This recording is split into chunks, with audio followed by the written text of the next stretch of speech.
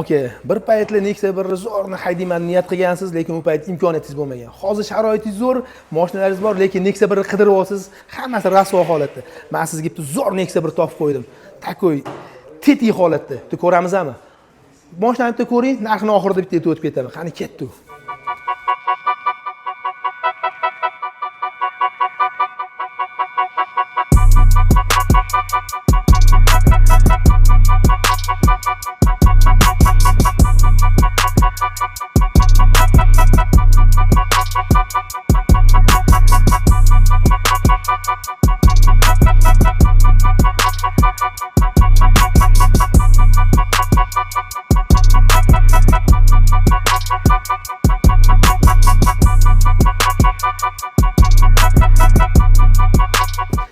Mashinani chiqqan yil 2001-yil, probegi bo'lsa общий 118 ming yurgan.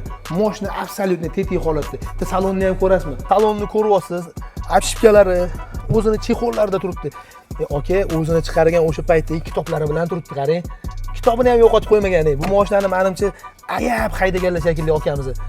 Qisqasini aytganda, mashinani ko'rib turibsiz, zavodskiy holatda, maytfonlari ham zavodskiy, skorsi, rullarigacha zavodskiy.